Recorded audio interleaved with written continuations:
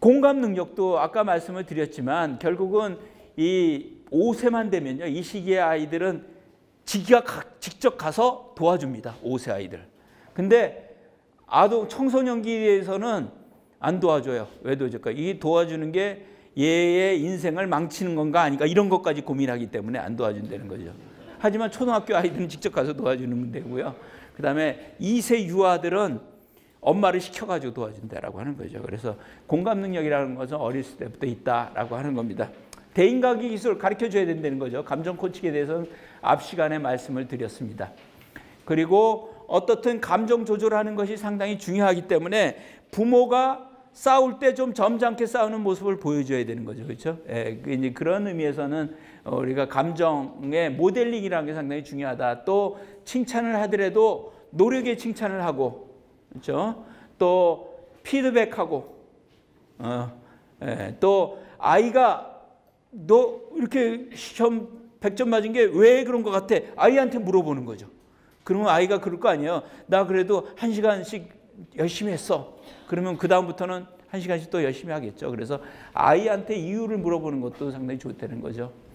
뭐 이렇게 머리가 천재야 이런 것들은 바람직하지 않은 칭찬입니다. 그래서 어떻든 간에 좋은 칭찬이라고 하는 것은 긍정적인 피드백, 과정과 노력을 칭찬하는 것, 또 위로와 격려가 더 효과적이고 기대하고 지지해 주는 게 중요하다는 거죠. 여기서 훈육도 이게 전두엽에서 비롯된 거기 때문에 칭찬이라고 하는 것이 상당히 중요하다는 거죠.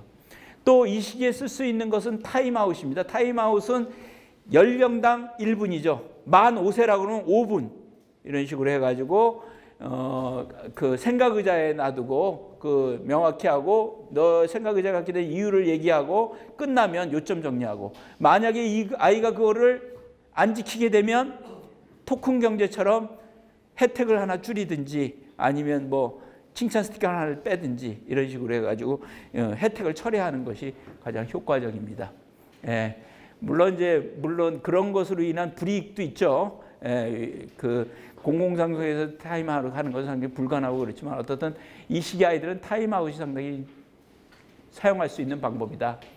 잘못된 행동은 아이가 뭐 여러 가지 방법이 있겠죠. 시간이 지나면 소몰되는 것들도 있을 거고요. 또 많이 하다 보면 지겨워서 딴 일을 하는 거죠. 예, 그런 것들도 있을 거고, 또 그 같이 할 수 없는 일을 제안을 하는 거죠. 예를 들어서 게임하고 있는데 야 가서 야구놀이 하자. 그러면 같이 할 수가 없잖아요. 그렇죠? 예, 그런 것들을 제안하든지 해서 잘못된 행동을 고칠 수가 있습니다. 포화시키는 것은 크게 해롭지 않은 것, 그리고 자신의 행동의 결과를 알리는 게 좋을 때, 그럴 때는 포화의 원리를 사용하는 것이 좋고요. 꾸중과 체벌에 대해서는 지금은 체벌은 하지 말라고 되어 있습니다. 그래서 가능하면 체벌은 하지 말라라고 하는 거고요. 꾸중도 언어적인 폭력은 하지 말라. 또 아까 말씀드렸지만 지속적인 컨티뉴어스한 잔소리는 하지 말라.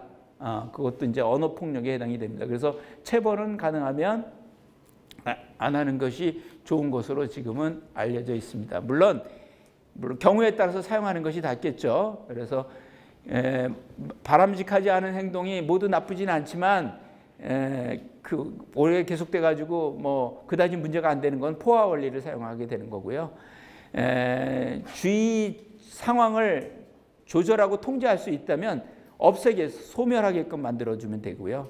다른 행동을 원하면 대체 행동을 주면 되고요. 이런 식으로 우리가 조절을 할 수가 있다라고 하는 겁니다. 그 외에도 예를 들어서 뭐 여러 가지 자해 행동을 했는데 뭐 안 할 때 뭐 음악을 틀어준다든지 또 행동 없이 방해하지 않고 자습을 잘하면 인정을 해준다든지 또 계속 앉아있는 아이한테 관심을 준다든지 이런 식으로 긍정적인 것에 대한 피드백이 상당히 도움을 줄 수가 있답니다.